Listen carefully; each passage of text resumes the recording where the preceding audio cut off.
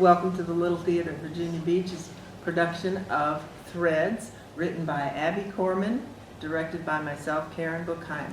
Tonight's episode, our first episode, is called Circles. And I would like to ask Abby to speak a little bit about how circles came to be.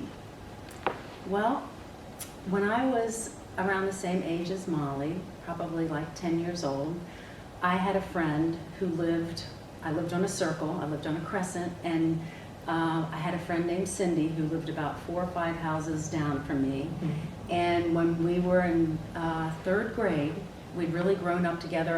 Our moms had brought us together as little babies to play, and we'd really spent a lot of time together. And when she was in 3rd grade, she was going to be moving. And she didn't move to Kentucky, she moved to Virginia Beach, which to me, being in Norfolk, was a really long, far away. And we didn't see each other much after that. And I remember being so sad for a while, and then just having other kids to play with in the neighborhood. And eventually I just honestly didn't really think too much about Cindy and had these other friends in the neighborhood. And sitting back and watching it now, I realize how resilient kids are. And often as adults we can learn from them on resiliency, because sometimes I think they handle change a lot better than we do. And just watching that piece reminds me of that. So. Well, thank you, Abby. All right, and now we will present Circles.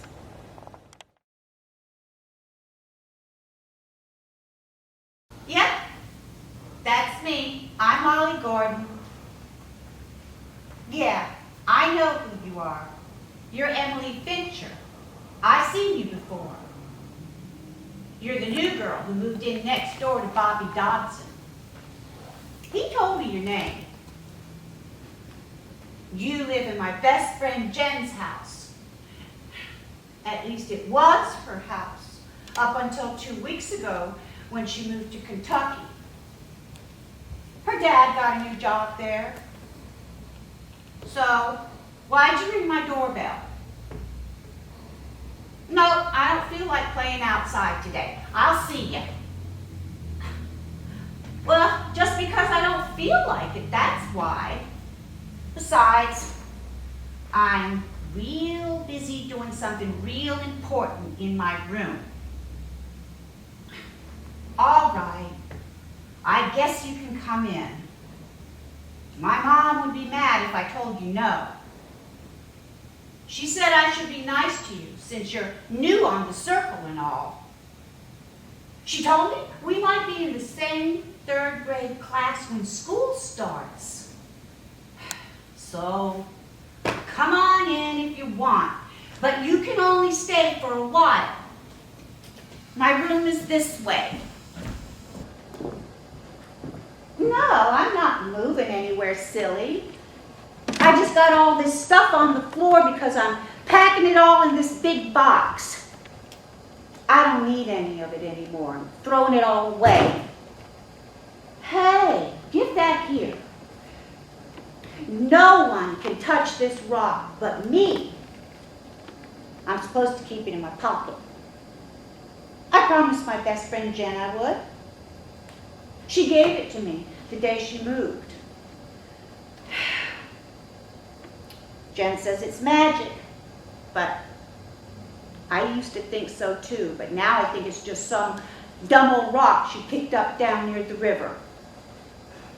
But I crossed my heart I wouldn't throw it away. Hey, put that down. Boy, you sure are nosy. Well, can't you see? It's just a big old rotten spoon, that's all.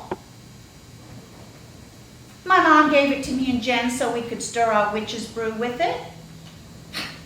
No, silly. I'm not a real witch. Jen and me just like to pretend we are. We make this really gross, disgusting brew in a big gray trash can that Jen's dad almost threw out, but he gave it to us instead. Did you ever make witch's brew? Well, lots of things go in it. Well, you know, lots of things.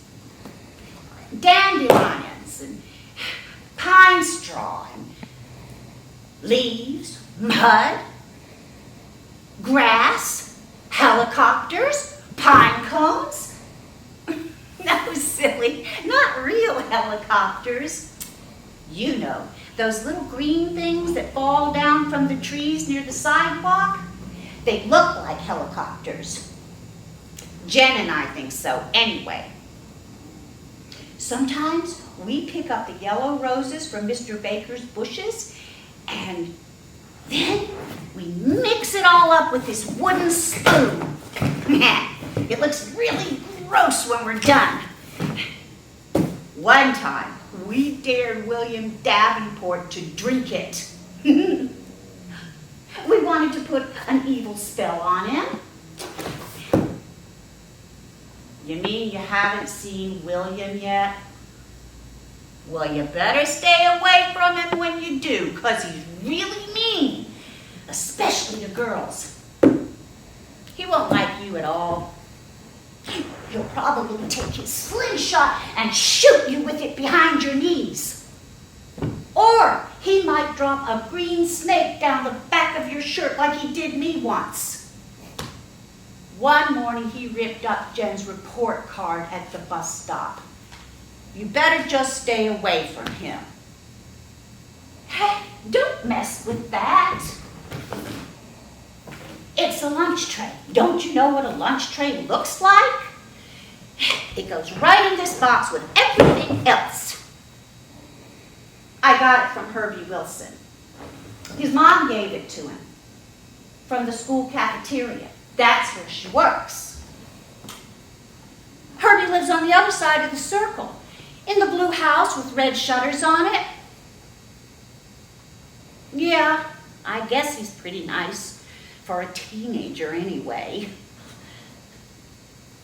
No, silly, the tray's not for picnics, it's for sledding. Don't you know anything? See, Jen and me sit on it like this. And then we ride down the hill in her backyard. I mean, your backyard. Yeah, it's loads of fun, but you really shouldn't try it. I mean, it's sort of scary if you don't know how to do it right. Besides, it doesn't snow much here. Me and Jen used to make up snow dances so that we get lots of snow. Yeah, sometimes they work. We had almost 7 inches once when we were in first grade. But now I don't care if it ever snows again. Well, because Jen's mom won't be here to make snow cream anymore. She makes the best snow cream in the whole wide world. You never had snow cream? Gosh, I never met anybody who's never had snow cream before. Well, it's easy. You mix snow up with some other stuff like eggs and sugar. It's really delicious. Oh, it's clean snow if that's what you're wondering. Jen and me always make sure we find clean snow. Right in Mr. Bass Knight's backyard. Oh, he lives in the house with all the birdhouses in front. Some of the older kids say that Mr. Bass Knight buried his wife in his backyard a long time ago. They say once they saw a grave back there. And there was a ghost sitting on top of it. Jen says they were just trying to scare us. But I think it might be true about Mr. Bass Knight's wife. So you better not try to get snow over there. Don't worry about her. She'll all right. That's just my dog, Rosie. She's been sleeping under my bed. I bet she woke up when she heard me talking about snow cream. She loves it. Her and Snooks get their own bowls full. Snooks is Rosie's husband, but he moved to Kentucky with Jen. Sure, you can pet her. I told you, she doesn't bite or anything. Yeah, I think she's pretty too. My dad says Rosie's real special because she's lots of different kinds, all wrapped up in one. No, Snooks isn't a bit like Rosie, and he's only one kind of dog. Some long name, I forget it. He's real short, and his bottom teeth stick out, and his nose looks all smushed in. But Rosie loves Snooks anyway. It was Jenny's idea for them to get married on top of the big wood pile behind Mr. Gadrow's shed. Here, see these green beads? Snooks gave them to Rosie at the wedding. I bet she wants me to put them in the box with all my other stuff. Don't you, Rosie? Oh, sure. The wedding was loads of fun. Me and Jen were the flower girls. We got a bunch of buttercups out of the field next to the Jordans, and then we threw them all over Rosie and Snooks. Yeah, we thought it was funny too. Then we gave them one of those big giant milk bones, and they shared it. And my mom made me and Jen chocolate chip cookies and punch. It was really fun. You have a dog? A lab? Hey, that's one of the kinds that Rosie is. What's your dog's name? Bernie. I like that name.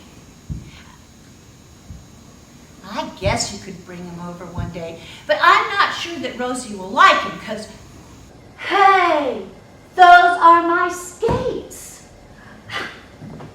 Get them here. I was looking for them. I need to put them in a box. Jen and me used to roller skate all the time. We pretend that Marjorie Tetlow's driveway was a roller skating rink. It's real wide, and it's the smoothest one on the circle. See my bright pink wheels? Jen's have purple ones. You have skates? Yellow wheels? Cool. I guess so.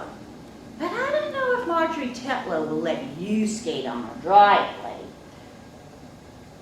Sure, maybe I can ask her, but hey, be careful. That's the sign from mine and Jenny's tree house. See? It says, Jenny and Molly live here. Mr. Sproul made it for us. He's Jen's grandpa. He made our tree house too. Yeah, it's pretty neat. But there's not a lot to do up there now. Not since Jen's been gone. We used to sneak pomegranates off Mrs. Gabriel's tree and eat them up there. One time, we were eating our lunch up there, and Jen threw one of her marshmallows down to one of the ducks from the river. And I had to get my dad to help the duck get its beak open. Yeah, we thought it was funny too. Hey, you want to know a secret? Promise not to tell anyone?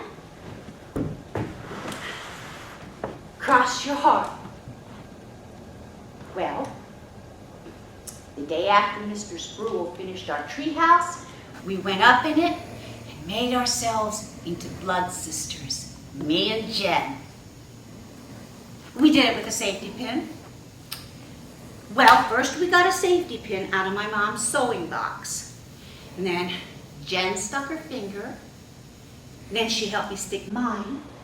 and then we rubbed them together real hard. And that's how we got to be blood sisters forever and ever. Come on, you never heard of having a blood sister? I mean, it didn't really hurt or anything. It just felt like a little sting, just for a second, that's all. It wasn't really deep. Oh, you do? A real blood sister? Like Jen and me? Well, where is she? Wow, that's pretty far away. I think that's even farther away than Kentucky. What's your blood sister's name? Laura? I like that name. Hey, what's wrong? Are you getting ready to cry? Gosh, I didn't mean to make you cry, really. Are you okay?